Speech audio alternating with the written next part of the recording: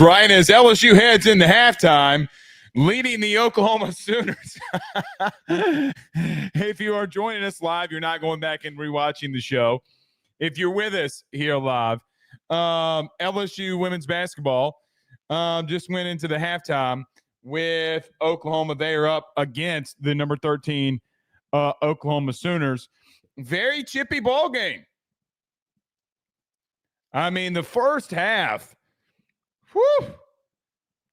I do think that the Smith disqualification was complete and utter nonsense. That's got to be you. If you consider that a fight, even in women's basketball, I'm sorry, that's soft. That is so soft. Things are going to get that way. Maybe because of how physical and how petty things were with LSU and South Carolina, I guess. I mean, you're trying to get a hold of it, but, I mean, they call it a technical on Oklahoma's women's head basketball coach. So, I mean, look, man, things are going to happen. Let them shoot the shots, let them shoot their foul shots, and go on about themselves. Call flagrant if you got to. Disqualification, come on, dude. You know, it made me think of this just kind of watching this game a little bit here. It made me think of what has happened this week in AYS world. Like Monday, we talk about Greg Sankey, and we talk about how the SEC has grossly mismanaged scheduling, grossly mismanaged officiating, whether it be on the diamond, whether it be on the football field, whether it be on the court, regardless of where it is, it's been very bad in the SEC, regardless of sport. And even today, I talked about it on SEC Unfiltered, and I took a shot at the SEC, but Texas fans, I guess, for whatever it's worth, didn't really understand it. And you got A&M fans chiming in, locked on Aggies, I guess you could call them. But, I mean, you legitimately are in a situation where that the SEC, like I was taking a shot at the SEC and Texas fans just blew it out of proportion for whatever reason. That's how you kind of know we're in baseball season. Some pettiness starting to be stirred up a little bit, but you can't look at the game like that. You can't look at the schedule as an example, bringing the Texas thing up. You cannot look at these examples and tell me that I'm wrong. Now, I know some people were saying, well, Texas got pandered to in other sports. The conversation that I had with Chris Phillips at SEC Unfiltered was specifically about the SEC and the LSU thing. Like, you can't deny that. Then tonight, you have a very soft call in a women's basketball game that did not reach the level of disqualification, and you disqualified a girl because of a push. Get out of here with that. I feel like we're in peak baseball season is what I feel like. Peak baseball season right now. But again, we talk about it on Monday, literally as we start breaking down baseball. We talk about it again today with our good buddy Chris Phillips. And then we come on here and we watch this game and we're like, bro, what? What is going on? I guess people will go on social media and take shots at me for it, even when they've actually said some of the same things, which is interesting. So, listen, I think the SEC has got to get a hold of officiating. I think that the SEC is definitely – I understand the argument about not being able to completely do some things on officiating, the way that they see it. All right, fine. You're fully in control of schedule. No one else is in more control about the SEC schedule more than the SEC and Greg Sankey that oversees it. No one. You know, as I mentioned, the Texas fans that we got into today, today, or at least they're mad at me again. Go figure. The biggest games for the University of Texas in baseball this year, their home series in the SEC, they get number 2 Georgia or number 2 LSU at home. They get number 6 Georgia at home. They get the number 1 team in the country, the Texas A&M Aggies, at home, and they get a top 25 team in Florida at home. Then you look at the football schedule, and you're supposed to sit here and tell me that they weren't pandered to. And then the great state of Texas, which I do think the state of Texas is fantastic, but the great state of Texas will come after me. For what exactly? For what exactly? What do you like? You cannot look at that schedule and tell me that you played a murderer's row. And when you get into SEC baseball, your toughest games are at home. You were pandered to. Now, Oklahoma didn't see that same feat, in my humble opinion, this season when it came to football, basketball, or I guess you could say a little bit of baseball, but it's not that bad there. I would definitely take their schedule if it was me. But the SEC, man, I got to be real with you. I don't think that in-game results or scheduling from the things that they can control are in the right place right now. I legitimately don't. I think that there's got to come massive change from the conference. Your team, the LSU Tigers, is being affected because of it. So you can say all you want to, all that you want to, that I am crazy or an insufferable bitch is what actually some people call me, which good on you. I bet any money you wouldn't say it to my face because it would not happen. But there also comes a point in time, too, where you cannot look at all these scenarios and situations and say that it's wrong. It's a fact. It is a 1,000% fact. Anyway, got lots to talk about. Wilson Alexander joins us around 7:30. We'll talk with Wilson Alexander about the moves that LSU football has made here. One staple that I think that LSU is trying to complete on with LSU football, we'll talk about that as well.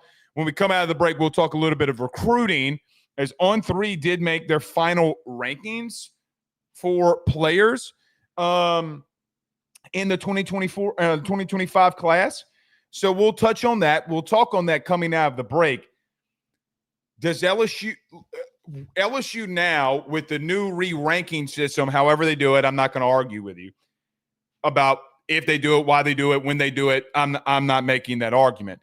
What I do think is interesting that I think we need to touch on, LSU has not had tons of production out of their 5-star players. I think it's great. Is that about to change with DJ Pickett, Harlan Berry, and Carius Kern? So we'll talk about that at the break. If we have time at the end, we'll get to some thoughts, questions, and concerns.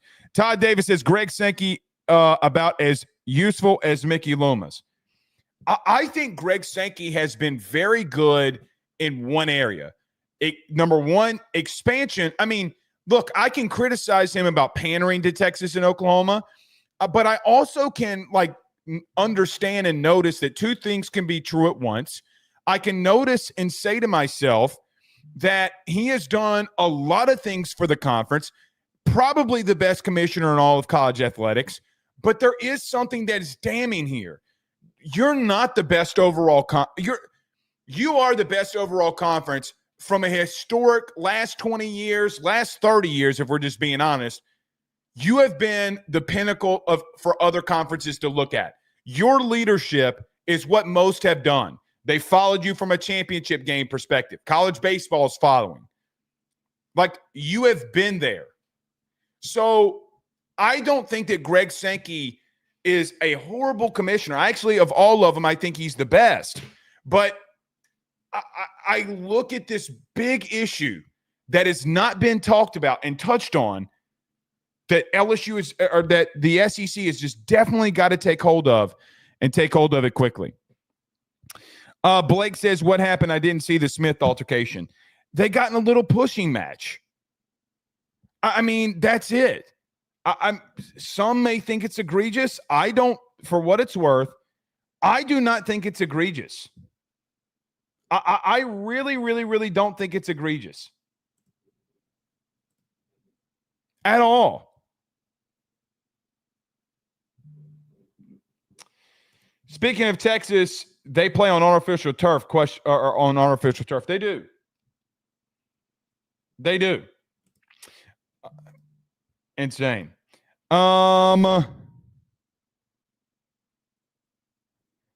Andrew says, all right, who double booked LSU, Oklahoma, and UFC Fight Night? Yeah, because isn't Israel Adesanya and the redheaded Russian dude, they're fighting this weekend. It's not a pay-per-view, which is crazy. If I'm not mistaken, that's who fights this weekend. Tell me if I'm wrong. Alexander Taylor says Michaela Williams looking like Mello out there.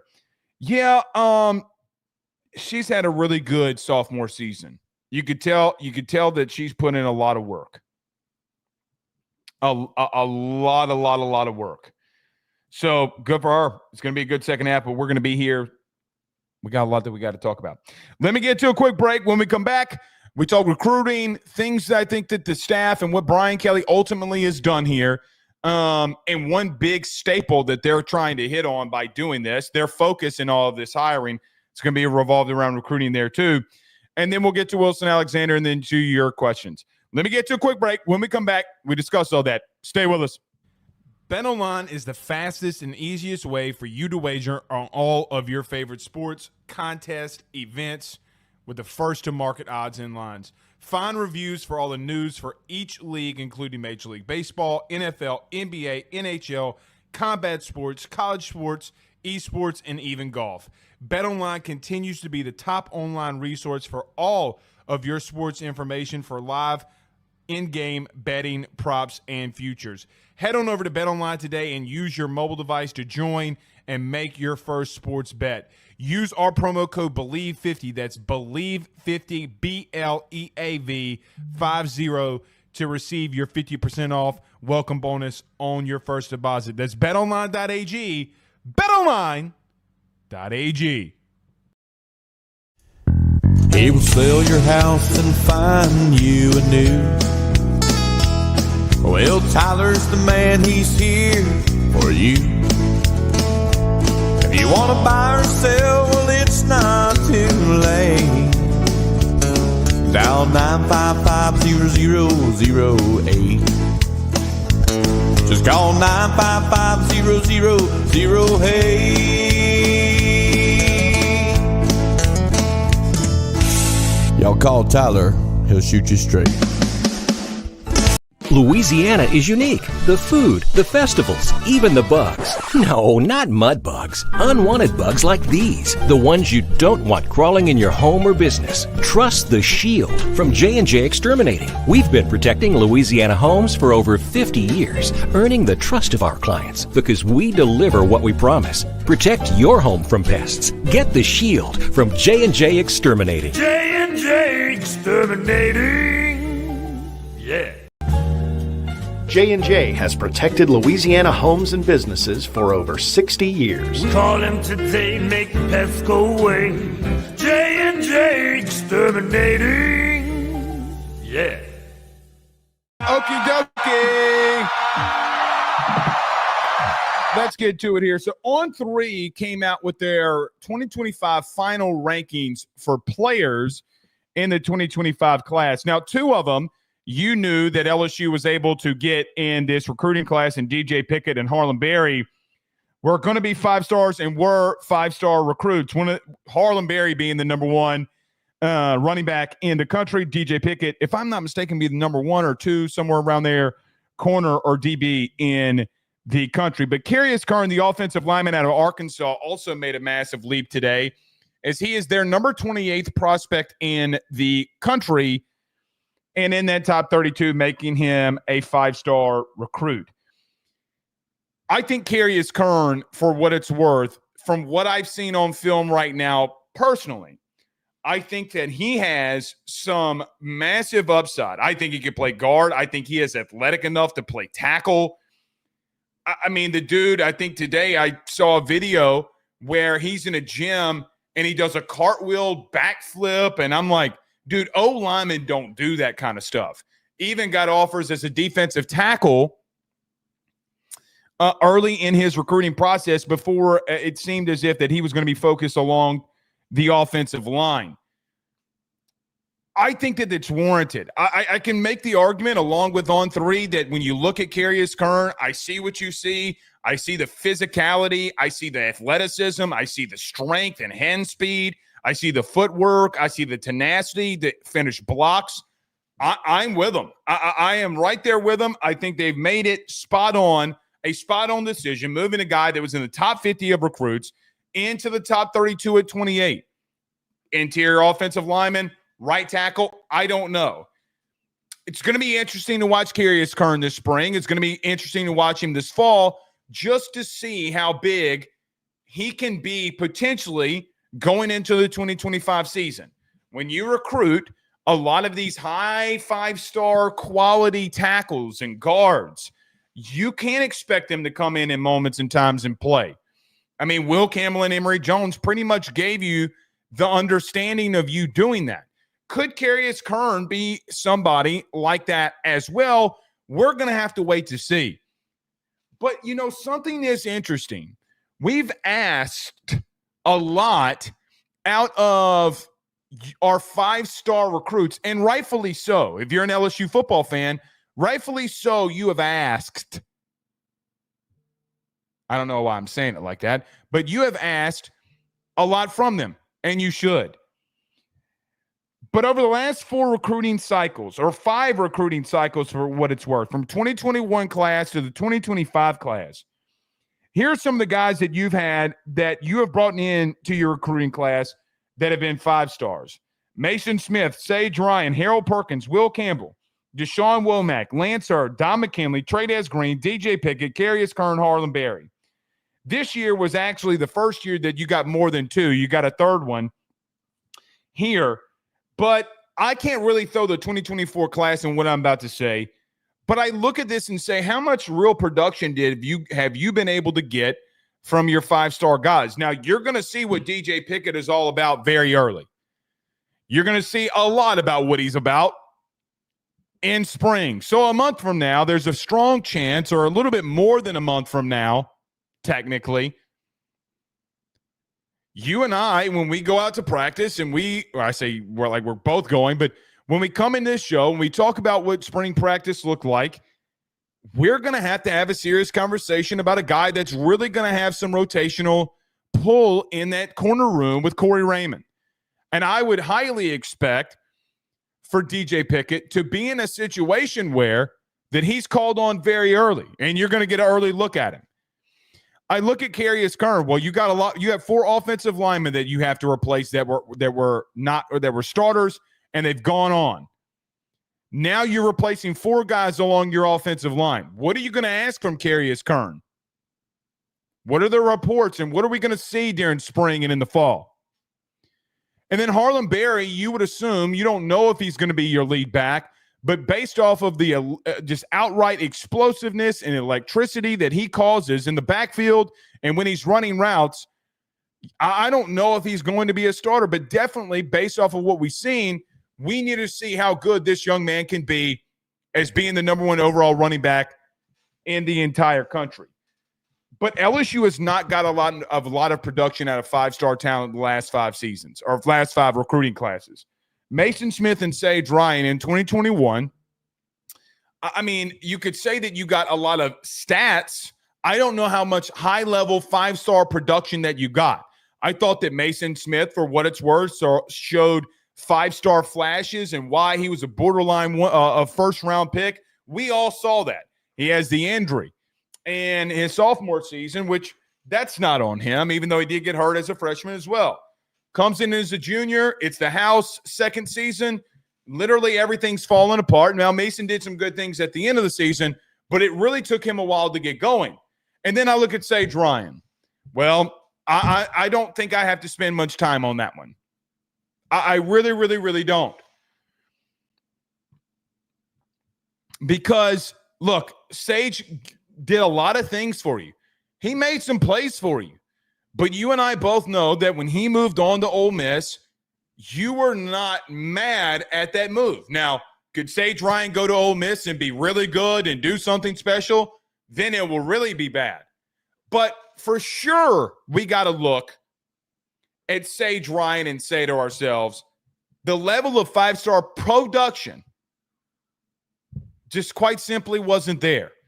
When you brought in Sage Ryan, you did not get that five-star value that you wanted. I don't personally know if we got that from Mason Smith or Sage Ryan. 2022, you got Harold Perkins and Will Campbell. I mean, as a freshman, Harold Perkins went off. As a sophomore, I mean, he had the same exact stats as a freshman. As a junior, he gets hurt, and then Will Campbell's going to be the first offensive lineman off the board. You got production there. And Harold Perkins is not done. I do have a lot of high hopes for him. That 2022 class, you may have hit there. In 2023, this is the big thing. Deshaun Womack and Lance Hurd are on other SEC rosters today. They're on other SEC rosters.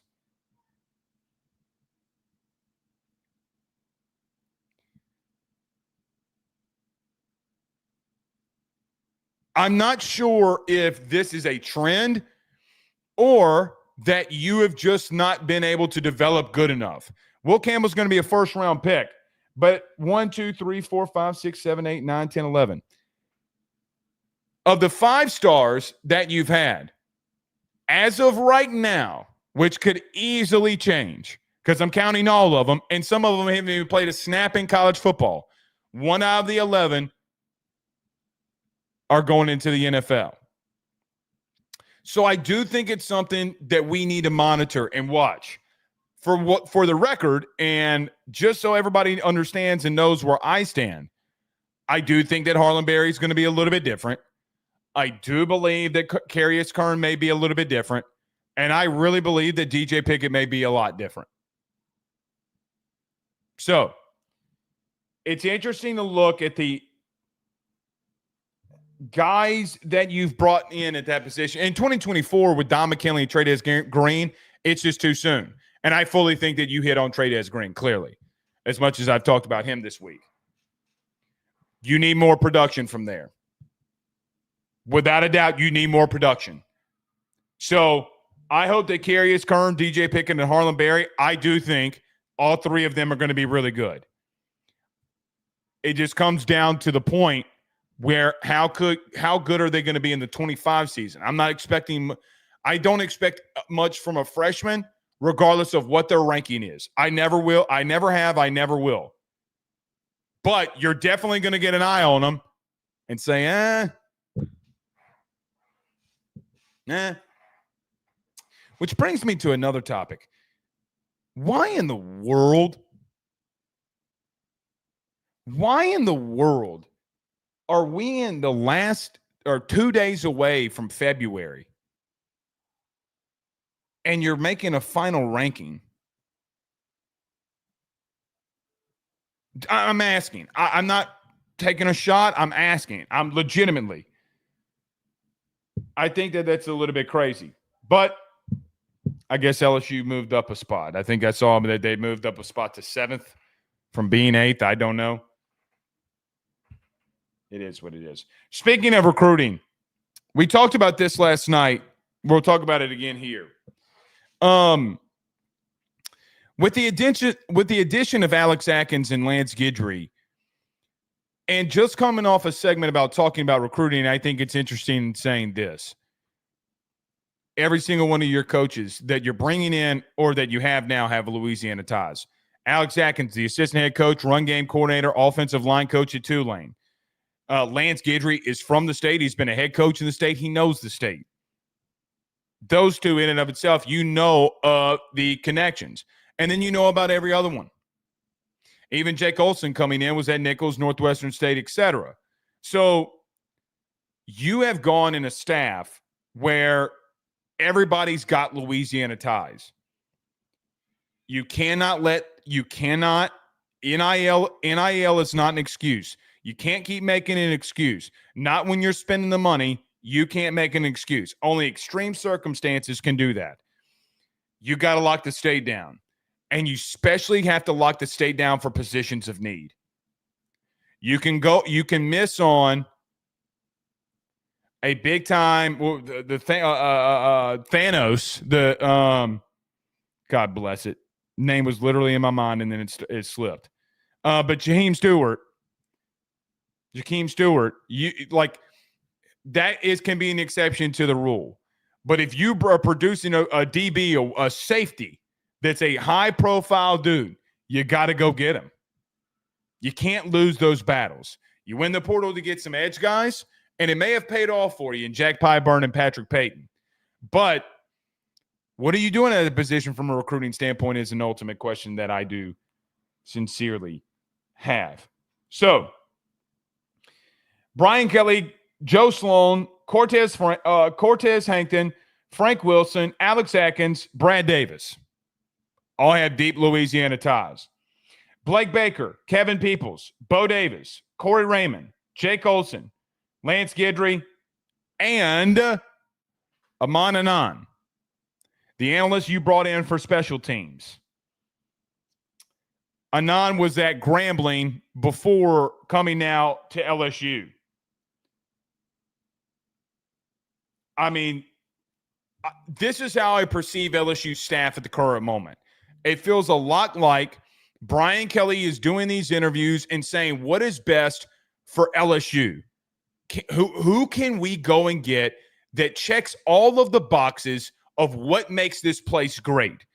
It seems as if that Brian Kelly and Frank Wilson are sitting at a table together, and where they're going through the staff, that they're making moves X, Y, and Z that have benefited and have shown in history the things that other coaches have done that legitimately have led to success.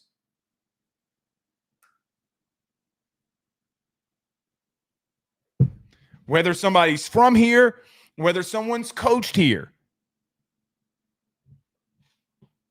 it quite certainly feels that way.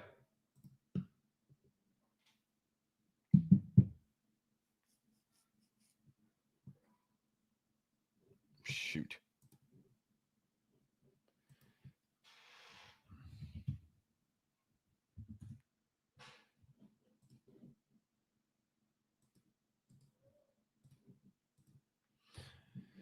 So we'll see. All right. A couple of comments here. Unbelievable staff, says Noah P. I agree, Noah P. I agree.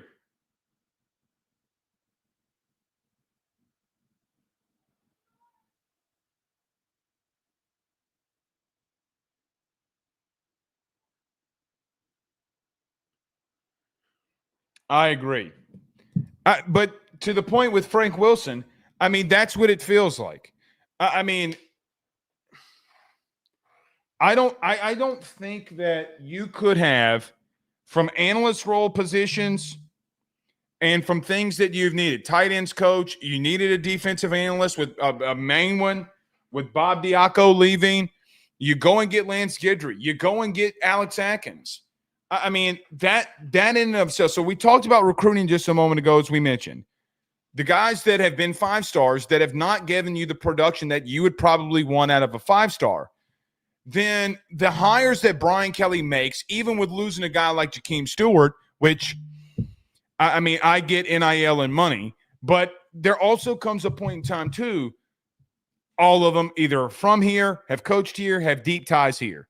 It feels like a Frank Wilson, Brian Kelly collab, if I'm being honest. It was a lot like what Frank did when he was the head coach and how he put his staffs together. Okay. Wilson Alexander is in the building. Let me get to a quick break. When we come back, he joins us next. Stay with us. Guys, I want to talk to you about our good friends over the Drake Williams Law Firm and Drake Title Company.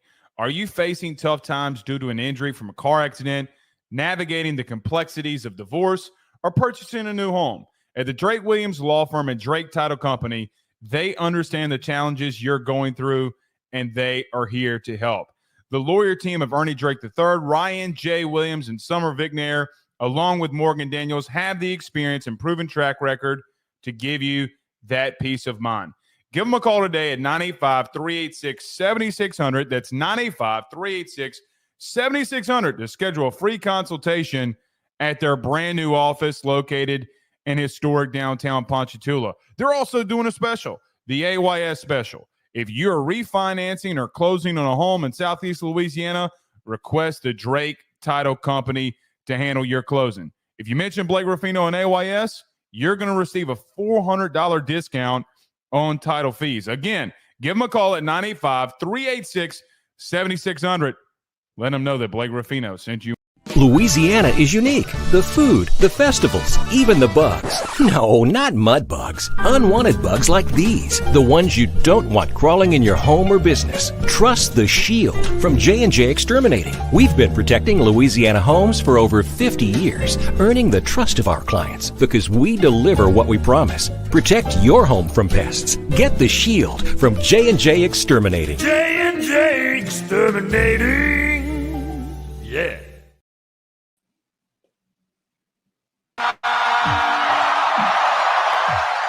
Didn't even put myself on the screen. I have no idea what was going on there. You know, I was funny because I was thinking about when I had you on tonight what I was going to lead out with. I feel like I've exhaled a little bit because, you know, when your team or a team that you cover is going through a coaching search, it is not fun because you're like, hey, man, you got to keep up with it. There's things that are happening. And then I don't even bring myself on the screen. That's how exhausted I was for this. But do you feel a little bit of sigh of relief? Hey, man, we're pretty much done. We're going to start going into spring here in about a little bit more than a month. At least we can excel and start getting to what on-field's going to look like. Yeah, it's nice not having to worry too much about, you know, you're still kind of looking over your shoulder now just because, like, you know, who knows what can happen in college sports, like, and all that. You just kind of like looking over your shoulder. But, like, LSU staff is, you know, this should be what it looks like. And the roster, I don't think you're going to see any, it would be, you know, certainly surprised if you saw like some kind of movement or something. It'd be a pretty wild situation if you did at this point. So, you know, I think everything is kind of like in place a little bit until the spring. And then, you know, spring practice will come around and then the April portal window will happen. And then who knows what all hell could break loose then. So at least for now, you can kind of chill and maybe focus on, you know, baseball season starting soon and women's basketball going on and men's basketball, and maybe you can maybe put football out of your mind if you're an LSU fan for a minute.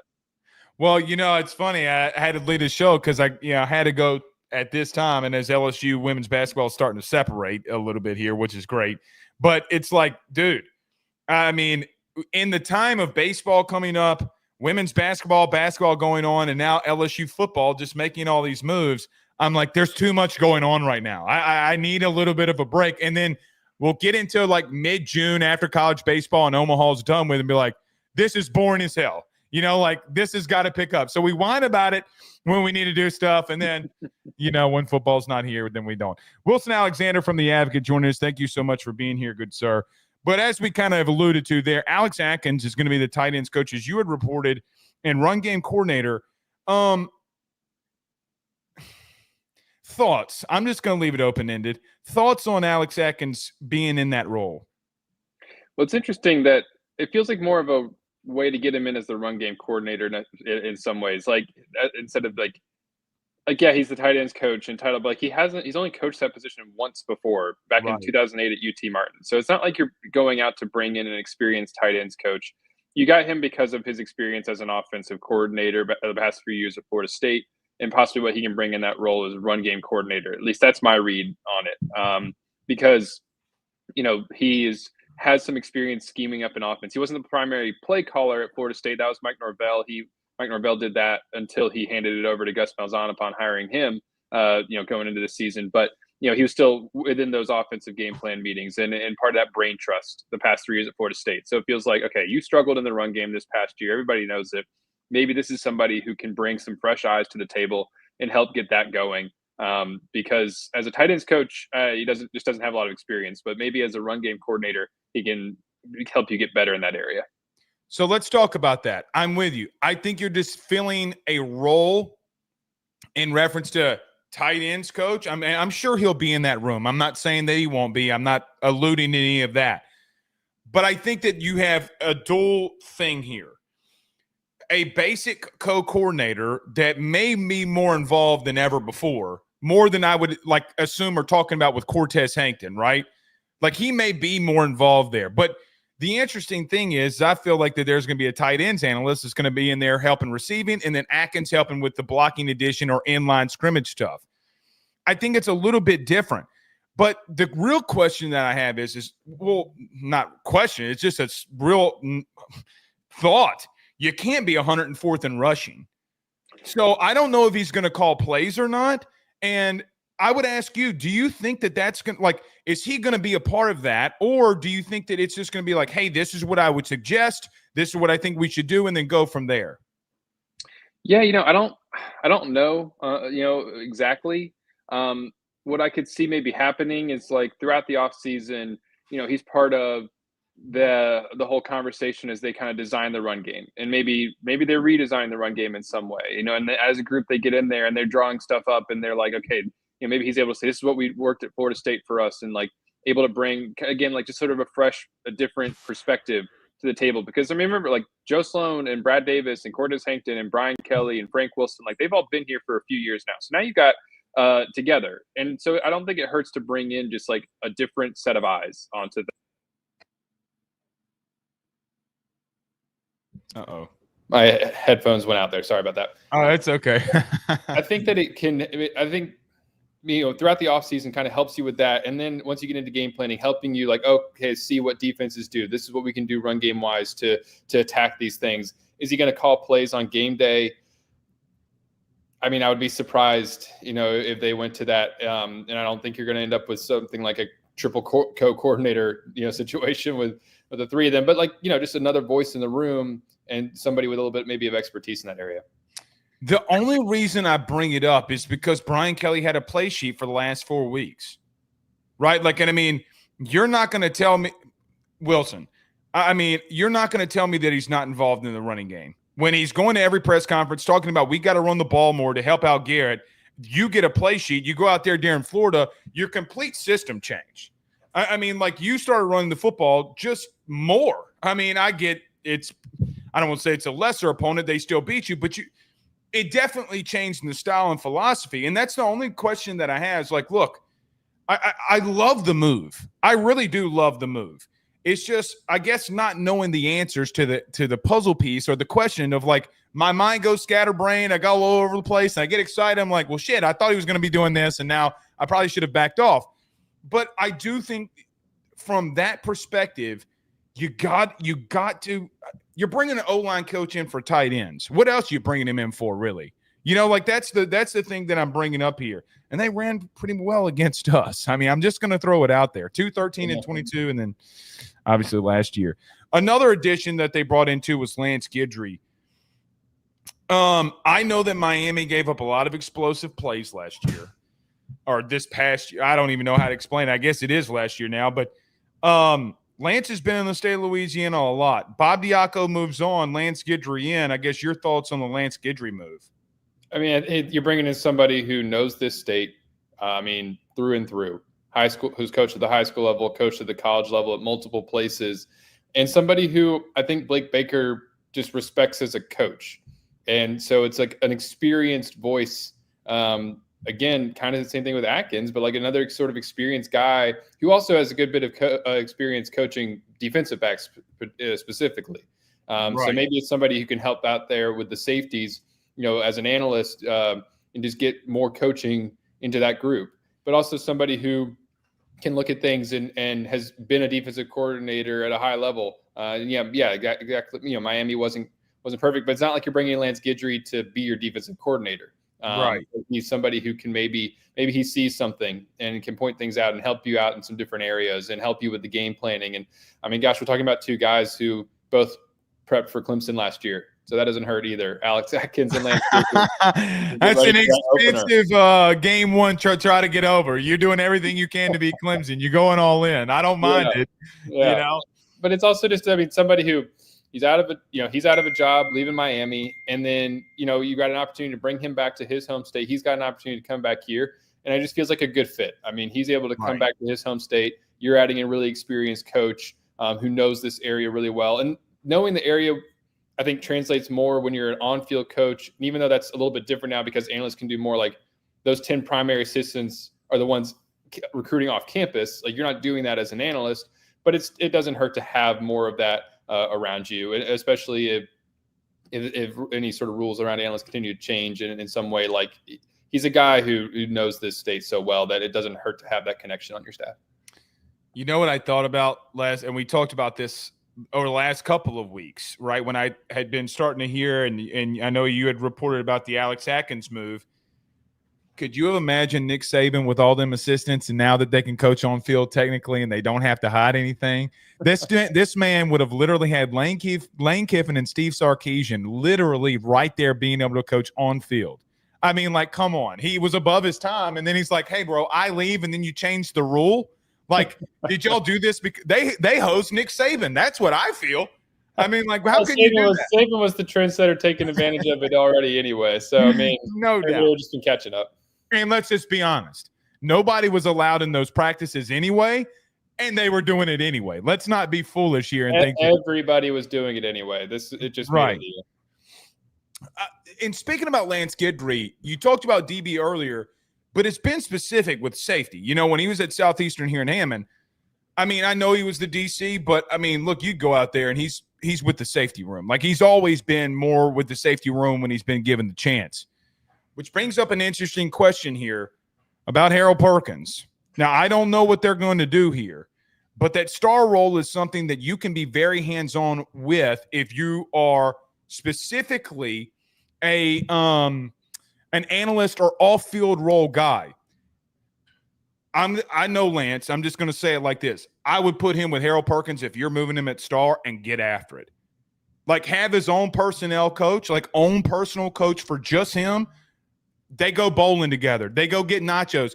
After practice, they're going to or what's that? Torchy's Tacos next to the stadium. That's what I would do, Wilson, because you're bringing him back, and I don't think you're going to keep him inside. That might be the only other place to put him.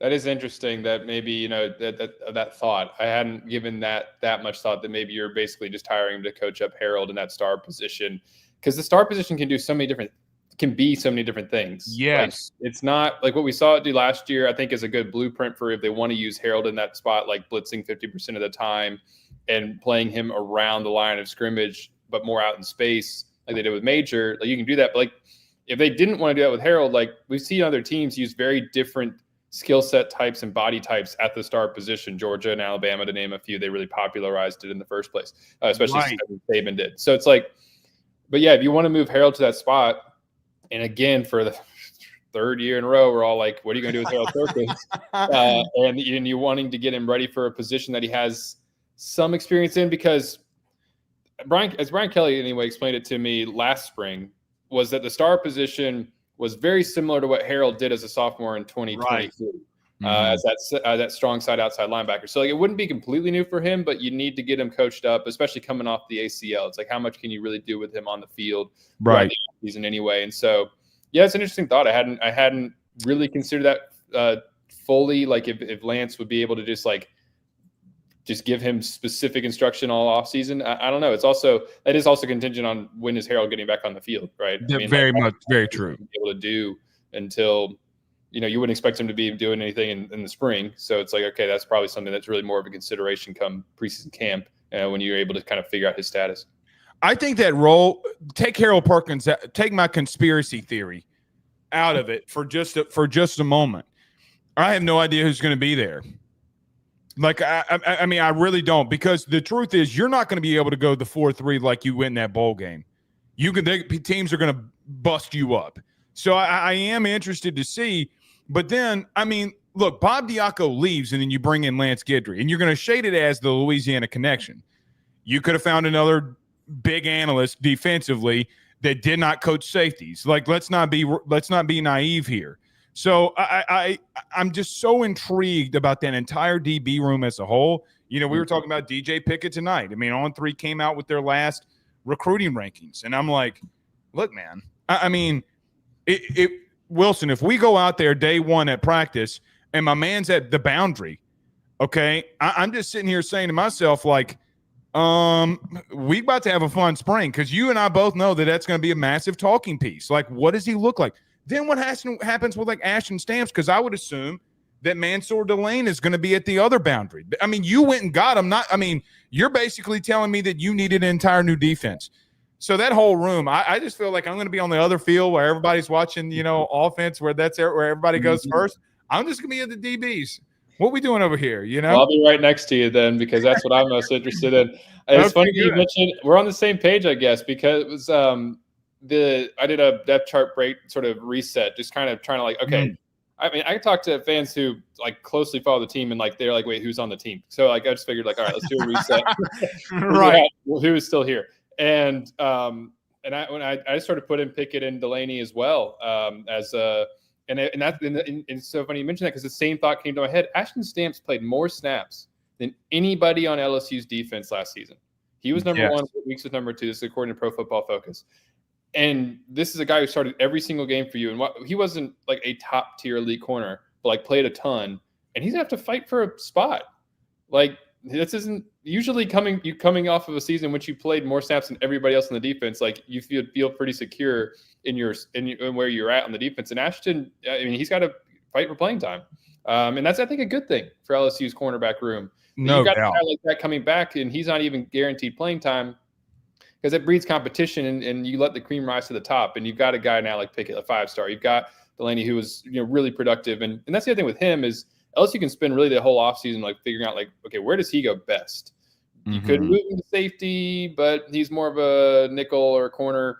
Is that somebody who you would want to put a star? Probably not. In that case, you would need the star to be really more of just a nickel because you wouldn't want him as close to the line of scrimmage. So, yeah, I would expect the first day of practice, Stamps is probably running with the ones. Right. Because you're coming off last year, you're kind of putting him in that role. But it's going to be fascinating to see kind of how that shakes out throughout the offseason and who's really emerging there, because there's been so much buzz about Pickett already that he's, I think, going to have a very good chance to start and push for a starting spot in week 1. You know what day 1 is anyway when you go out there. It's badge day. You get your badge, right? Come on. They're not going to show you anything. If you didn't have to go get the badge, you really technically, I guess, wouldn't need to be out there. One last staff move I want to get to you with that I think is also very intriguing. Grambling State, Amon Anand.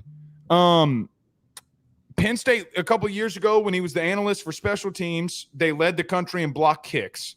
Went to Grambling, has been in Texas, not this University of Texas, but I'm pretty sure it was Texas Southern, where he was also a running backs coach. Dude's been at Penn State, Baylor, then moved up the ranks to try to be a real position coach here. And then he's back now he's at a big school in the SEC as an analyst on special teams. I don't care what you tell me. You're actually hiring a guy that's been around the block for special teams. This is not Bob Diaco, a linebackers coach, going and doing special teams. This is a real special teams guy. Am I overreading an analyst spot here? No, not at all. I don't know that they're going to have anybody on staff because, like we said, with their hiring Atkins as the run game coordinator and tight ends coach, you've got everybody else on staff set. I don't know that they're going to have somebody with the title of special teams coordinator unless you just sort of arbitrarily give it to someone for a pay bump. Exactly. Because give it to Bo Davis. And they officially listed Amon on their directory as a senior special teams analyst today. And I think that's what he basically is going to be, is your special teams coordinator. The other part of that is that Lester Erb, who had been the special teams analyst the last few years, he was let go after this amid all those sort of off-field staff changes that they made, I guess about 2 weeks ago now. And Lester, as Kelly said, was the one who was designing the schemes over the past few years. And for a while, Kelly would always say that he was happy with the schemes and just that the execution needed to be better. And they need to get the drops were the problem and that kind of thing coming off that first season. And so Lester had a key role there. And like you said, in terms of the on-field instruction, Diaco was doing a lot of it. Now they're both gone. And so and so is Nagel, who, of course, at least had the title of special teams coordinator. And so, yeah, there's a whole change there. And Amon is the one who they brought in, I think, to be the guy who is going to essentially run those special teams. Like you said, I hope that, I'm interested to see if LSU is able to start blocking some kicks. Because, Grambling had, I just pulled it up, 7 blocked kicks, 4 blocked punts last year. They were tied for second in the FCS in both of those categories. And like you said, the Penn State had some block kicks too. So it's like maybe he can bring something that's a little bit more disruptive, make special teams a little bit more of an area where LSU can actually change a game. Part of that's also going to be getting a punter who can flip the field. But in terms of schematically, it's like kick coverage and blocked punts and punt coverage and that kind of thing just needs to continue to get better. It just hasn't been great the last few years. It wasn't as much of a problem this past season at times, but there was other, execution issues on special teams. I think he's going to be the guy who's coming in here whose role it is to clean that up and make that more of a strength. Yeah, especially A&M game, right? Yeah, the A&M game, special teams was a big one there. And what's interesting, yes, the Grambling State thing, but even at Texas Southern, like they were number one in the country in special teams. Then Penn State, something happened with Baylor. If a guy does it 3 out of 4 times, he hits 750. I'm probably going to lean on the times if he's hitting, not in a new staff change year. Well, Baylor, he was a quality control coach, so I wouldn't put that too much on him. Right. So exactly. So then you talk about Penn State where they led the team and or led the nation in block kicks. I'm very intrigued by this. I feel like you're stealing a position. Like really, I do. And now, I think because of this on-field role where you can coach on field like that, I think it's just what teams are doing, Wilson. If I'm being honest, I'm not saying that Jacoby Stevens and Nick Brissett, they're let go to make room for other analysts because you're going to bring analysts in anyway. But it just feels like that's what you're leaning towards. Like, hey, we're going to trim some fat here and then bring in some others because, quite frankly, I understand Diaco. But you bringing in Diaco for defense, you got Lance Guidry, but Diaco ran it.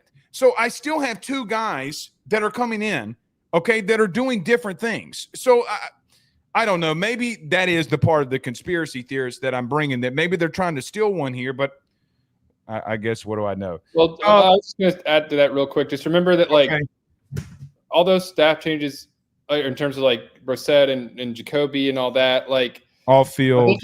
They've lost 3 or 4 analysts to other jobs. They got position coach jobs. So you're just kind of filling in those spots, those guys who already left, like Eddie Hicks and Paul Turner and the other names are escaping me. But they have some openings in the analyst group. Right. The offensive guys pretty much all went to Charlotte, if I'm not mistaken. Yeah. Correct. Right. Last one for you here, Wilson. Excuse me.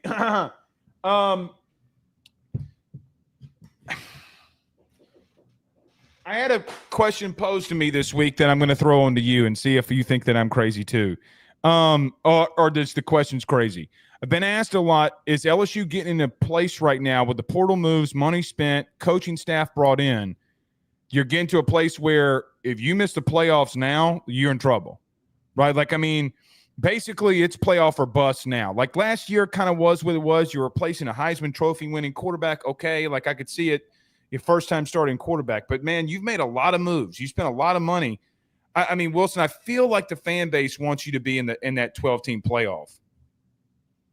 Oh, yeah, absolutely. I think it was playoff or bust last year just because that's the expectations at LSU. And, yeah, you could now in retrospect see how much they were replacing. Going into last year, I was I don't know that this is a playoff team, but that still was the expectation. But now I feel like it's maybe reasonable, you should be in the playoff every year anyway. That should be the expectation, and that's a reasonable expectation to have. It's not going to happen every single year. Obviously, they'd missed it last year, but that should always be the expectation. But for this specific team, you're bringing back a quarterback, which is not something a good quarterback who has the potential to get better, which is not a lot of. A lot of other contenders in the SEC are replacing their quarterbacks. You're having a second year of a defensive staff, we saw some strides, and then they bring in a lot of portal talent. And we'll see exactly how that all meshes together and fits. It's so hard across college football to be okay, that team's going to be good. That team's going to be good because so many teams are overturning talent year over year over year. There's so much movement in the portal, but LSU signs the number 1 portal class, and that's automatically going to put those expectations on there. And I would say reasonably, you're also in the 4th year under Brian Kelly.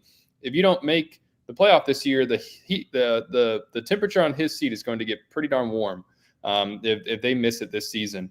Now, you go into this year with those expectations. I think, as you and I have talked about before, like that does not just guarantee success just because you assign the number one portal class. They got to make this thing fit together. They got to, keep getting better in the offseason. We saw that with Ole Miss. But I guess the point is just that, like, yes, they should be in the mix. And if they don't miss it, then they should rightfully be scrutinized for that, because they have put a lot in on this year on making a push to at least make the playoff. Are they a championship contender? I don't know. Let's see how things start to play out over the season. But are they a playoff contender? Yes, they absolutely should be in the mix for one of those at-large spots at the very least. And we'll just kind of see how every other team looks in the midst of that as well. It's interesting. You brought up that it's so difficult to talk about it. And the other show that I do is just a national college football show. That's all we do all year long, me and Joe. There's not an Ohio State talent team. There's not one. Yeah. Like we came into the season last year talking about the collision course with Georgia and Ohio State. It is here. And it is going to be nothing but pure athletes. And, well, Ohio State got there, but Georgia had some injuries. And, I mean, what are you supposed to do? So it comes to a point where – brother, they led that's another discussion. But anyway. Well, I'll talk to you about college football. Like, even in that game with Texas, right? Like, if Dylan Bell, I mean, you don't run 4 minutes off the clock, maybe you get the ball back. But either way, I mean, I don't know who the number one team in the country is right now. I've seen a lot of Penn State, which I think is interesting because you're talking about that talent, that reload, that push. Like, they're doing some of what Ohio State did last year, and obviously just swipe Jim Knowles. Penn State, maybe. They brought a lot of guys back. They did what Ohio State did, which was use a lot of money to retain a lot of your top talent. But the thing is that Penn State has not, under James Franklin, won enough big games to, I think, elicit enough confidence that they're now going to get over the hump. So they're very different from Ohio State in that way, and it's interesting because they might have the most talented team in the country, at least in terms of guys coming back, but I don't think that the degree of confidence is nearly as high as it was at Ohio State coming into last season. Without a doubt. I see the argument with Penn State. I had them at 2 this week, went way too early. The only reason is because the last decade of national champions, you can run through all of them. All of them had a top 15 defensive total defense. All of them were in the top 15 or 20 in rushing. Why did Georgia and Texas ultimately get beat this year? They could not run the football to save their life, right? Like Georgia was bad running the football, even with Etienne, and the O-line got beat up a little bit.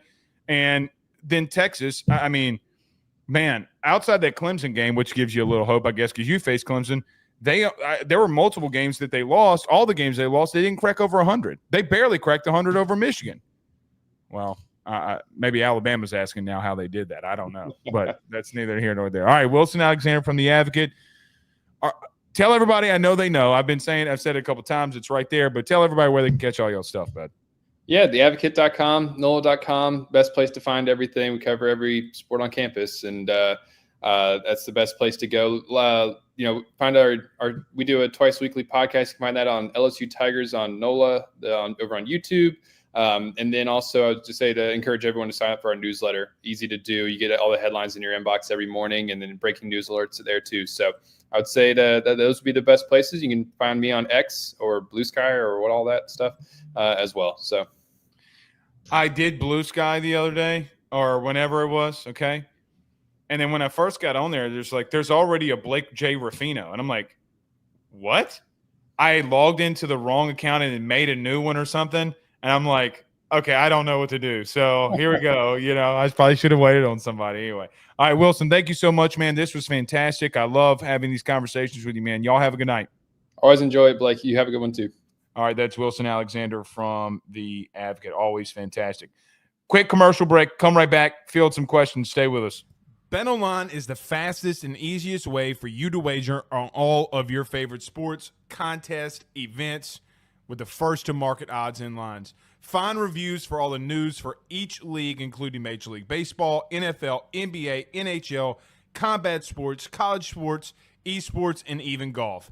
BetOnline continues to be the top online resource for all of your sports information for live in-game betting, props, and futures. Head on over to BetOnline today and use your mobile device to join and make your first sports bet. Use our promo code BELIEVE50, that's BELIEVE50, BLEAV 50, to receive your 50% off welcome bonus on your first deposit. That's betonline.ag, betonline.ag. We're back. Thoughts, questions, concerns, you can throw them inside of the chat right now. Who making the tackle right now? Alexander Taylor says he had a good half of the USC game, and that was it. If you're talking about Ashton Stamps, I thought Ashton Stamps had an okay Ole Miss game. But look, man, the DB room's going to be really tough, man.